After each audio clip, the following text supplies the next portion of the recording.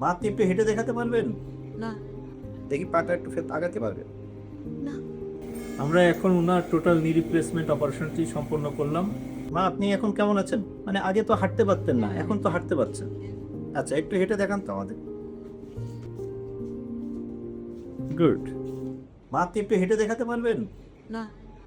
হাঁটতে পারবেন না? এরকম হাঁটতে পারছেন না কতদিন? 3 মাস মতো। 3 মাস মতো হাঁটতে পারছেন না। এর আগে হাঁটুতে ব্যথা ছিল, কিন্তু খোঁড়ায় খোঁড়ায় হাঁটতেন। সেটা প্রায় 2-3 বছর ধরে। হ্যাঁ, কিন্তু এই 3 মাস হলো একদমই হাঁটতে পারেন না। মোটেই পারি না। দেখি পায়ে একটু চাপ দেন তো এখানে। এখানে এখানে পাটা রাখি। এই পায়ে তো বেশি সমস্যা। এটা দেখি। একটু দেখি আমাকে হাতটা ধরেন তো। দেখি একটু দাঁড়ানোর চেষ্টা করেন তো অল্প। হ্যাঁ।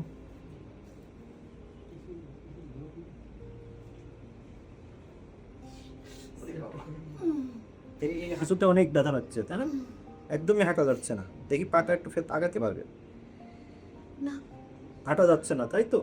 একদমই হাঁটা যাচ্ছে না। ঠিক আছে মা, আপনি বসেন। আসসালামু আলাইকুম। আমাদের পেশেন্ট রহিমা বেগম, বয়স 62 বছর। ওনার ডান হাঁটুতে অ্যাডভান্সড অস্টিওআর্থ্রাইটিস অফ নি, অর্থাৎ হাঁটুটি অনেক বেশি ক্ষয় হয়ে গিয়েছে। এত বেশি ক্ষয় হয়ে গিয়েছে যে উনি গত 3 মাস ধরে হাঁটতে পারেন না। তো আজকে আমরা ওনার টোটাল নি রিপ্লেসমেন্ট করব। সবাই আমাদের জন্য দোয়া করবেন যেন আমরা ওনার নি রিপ্লেসমেন্টটি সফলভাবে সম্পন্ন করতে পারি। আমরা এখন ওনার টোটাল নি রিপ্লেসমেন্ট অপারেশনটি সম্পন্ন করলাম। আজ ওনার অপারেশনের 1 সপ্তাহ হলো। টোটাল নি রিপ্লেসমেন্ট হয়েছে 1 সপ্তাহ আগে। মা, একটু হেঁটে দেখেন আমাদের। যান।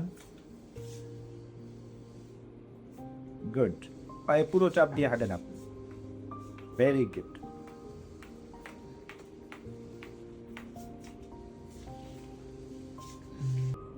সকলকে শুভেচ্ছা জানাচ্ছি। আমাদের পেশেন্ট রহিমা খাতুন, উনি অ্যাডভান্স অস্টিওআর্থ্রাইটিস অফ নি, অর্থাৎ হাঁটুর যে ক্ষয়, সেই ক্ষয়টি অ্যাডভান্স পর্যায়ে চলে গিয়েছিল। উনি হাঁটতে পারতেন না। উনি আমাদের কাছে প্রথমে যখন এসেছিলেন, আপনারা ভিডিওতে দেখছেন যে উনি হুইল চেয়ারে বসে এসেছিলেন এবং প্রায় 3 মাস 4 মাস উনি হুইল চেয়ারে চলাফেরা করেছেন। উনি একদমই হাঁটতে পারতেন না।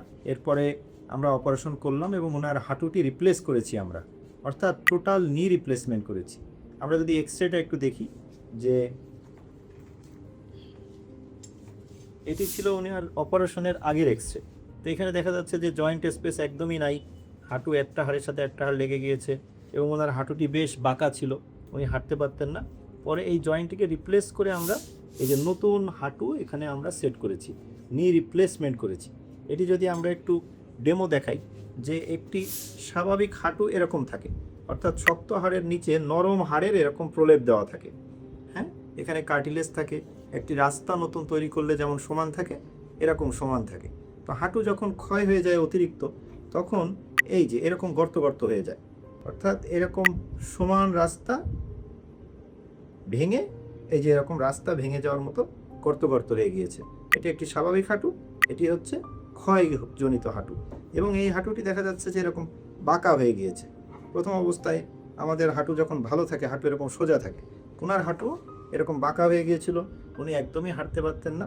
পরে এটিকে আমরা নি রিপ্লেস করি, অর্থাৎ এই যে ক্ষয়ে যাওয়া অংশগুলো ফেলে দিয়ে আমরা এখানে নতুন এরকম একটি হাঁটু বসাই। বেশ ব্যয়বহুল অপারেশন আমাদের দেশের প্রেক্ষিতে, কিন্তু এই পর্যায়ে রোগটি গেলে এটি থেকে ভালো হওয়ার জন্য, স্বাভাবিক জীবনে ফেরার জন্য এই হাঁটু পাল্টানো ছাড়া আসলে অন্য কোনো উপায়ও থাকে না। এবং এই নি রিপ্লেসমেন্টটি আপনারা এক্সরেতে দেখলেন যে খুব সুন্দরভাবে সেট হয়েছে। তো আজ ওনার অপারেশনের 2 মাস হলো। মানে আগে তো হাঁটতে পারতেন না, এখন তো হাঁটতে পারছেন। আচ্ছা, একটু হেঁটে দেখান তো আমাদের। গুড। আচ্ছা, এদিকে চলে আসেন।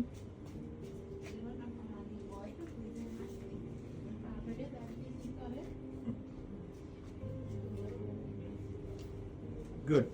মানে উনি এখন ইন্ডিভিজুয়ালি নিজে নিজেই হাঁটতে পারেন। আমরা ওনাকে বলেছি যে উনি যেন একটি লাঠি নিয়ে হাঁটে, কারণ এই বয়সে পড়ে যাওয়ার প্রবণতা অনেক বেশি থাকে। আমার আগের ভিডিওগুলোতে আমি বলেছি যে বয়স্ক বাবা মার প্রতি খেয়াল রাখতে হবে যেন ওনারা পড়ে না যায়। পড়ে গেলে কিন্তু যে কোনো হাড় ভেঙে যেতে পারে।